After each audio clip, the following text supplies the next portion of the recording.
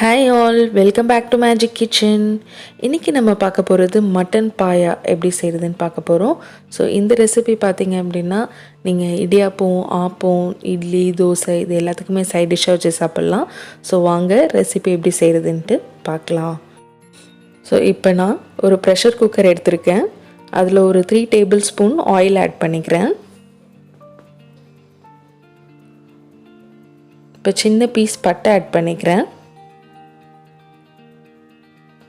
2 லவங்கம் ஆட் பண்ணிக்கிறேன். நெக்ஸ்ட்டு ஒரு பே லீஃப் ஆட் பண்ணிக்கிறேன். நெக்ஸ்ட்டு 1 டீஸ்பூன் சோம்பு ஆட் பண்ணிக்கிறேன். இப்போ சோம்பு நல்லா பொரிஞ்சதுக்கப்புறமா ஒரு மீடியம் சைஸ் ஆனியனை நான் ஃபைனாக சாப் பண்ணி வச்சுருக்கேன், அதையும் நான் ஆட் பண்ணிக்கிறேன். ஸோ ஆனியன் நல்லா சாஃப்டாகிற அளவுக்கு வதக்கிக்கோங்க, ப்ரௌன் ஆகக்கூடாது, சாஃப்டானாலே போதும். இப்போ ஆனியன் நல்லா சாஃப்ட் ஆகிடுச்சு நமக்கு. இப்போ ஒரு 2 tablespoon ginger garlic paste add பண்ணிக்கிறேன். இப்போ ஜிஞ்சர் கார்லிக் பேஸ்ட்டோட ரா ஸ்மெல் போகிற அளவுக்கு நல்லா வதக்கிக்கோங்க.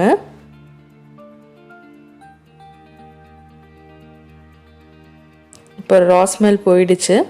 ஸோ இப்போ ஒரு 3 டொமேட்டோவை நான் ஃபைனாக சாப் பண்ணி வச்சுருக்கேன், அதையும் நான் ஆட் பண்ணிக்கிறேன். டொமேட்டோவும் நல்லா சாஃப்டாகிற அளவுக்கு வதக்கிக்கோங்க.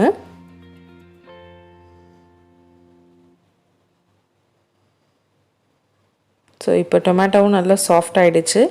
இப்போ ஒரு 1/2 டீஸ்பூன் மஞ்சத்தூள் ஆட் பண்ணிக்கலாம். நெக்ஸ்ட்டு ஒரு 2 tablespoon chilli powder add பண்ணிக்கோங்க.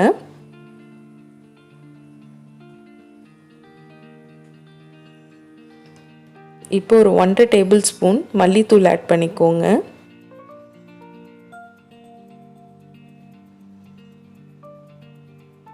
இப்போ தேவைக்கேற்ப உப்பு ஆட் பண்ணிக்கோங்க. இப்போ எல்லாமே மசாலாவோட ரா ஸ்மெல் போகிற அளவுக்கு நல்லா வதக்கிக்கலாம்.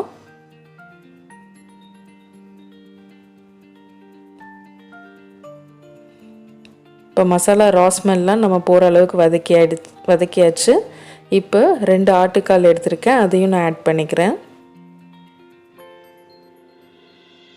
ஸோ நல்லா மசாலாவோட பைண்ட் ஆகிற அளவுக்கு நல்லா மிக்ஸ் பண்ணிக்கலாம் ஆட்டுக்கால். இப்போ ஒரு 3 கப் வாட்டர் ஆட் பண்ணிக்கோங்க.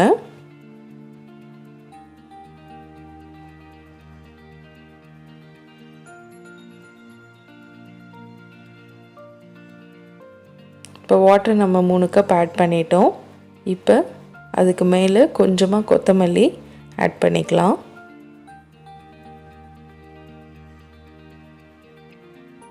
இப்போ குக்கர் நம்ம க்ளோஸ் பண்ணிடலாம்.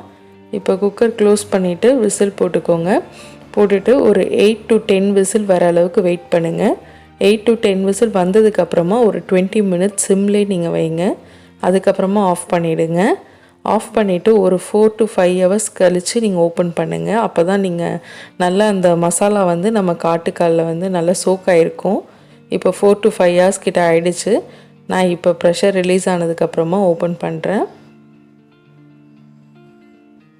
இப்போ பாருங்கள், நல்லா பார்க்கவே யம்மியாக இருக்குது. நல்லா ஆட்டுக்கால்லாம் வெந்திருக்கு, மசாலா தண்ணிலாம் நல்லா கொஞ்சம் சுண்டிருக்கு. இப்போ நம்ம ஒரு 1/2 கப் தேங்காய் பால் ஆட் பண்ணிக்கலாம். இப்போ தேங்காய் பால் ஆட் பண்ணதுக்கப்புறமா நல்லா மிக்ஸ் பண்ணிக்கோங்க. மிக்ஸ் பண்ணிவிட்டு ஒரு 5 to 7 மினிட்ஸ் கிட்ட நீங்கள் சிம்லேயே வச்சுக்கோங்க.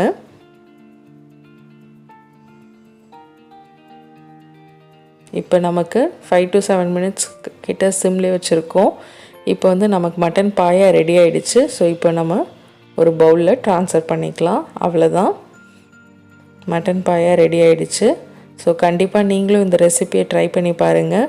இந்த வீடியோ பிடிச்சிருந்தால் லைக் பண்ணுங்கள், ஷேர் பண்ணுங்கள். சப்ஸ்கிரைப் பண்ணாமல் பார்க்குறீங்க அப்படின்னா கண்டிப்பாக சப்ஸ்கிரைப் பண்ணுங்கள். கூட இருக்க பெல் ஐக்கானையும் மறக்காமல் கிளிக் பண்ணுங்கள். நெக்ஸ்ட்டு ஒரு வீடியோவில் யம்மியான ரெசிபியோடு பார்க்கலாம். Thank you.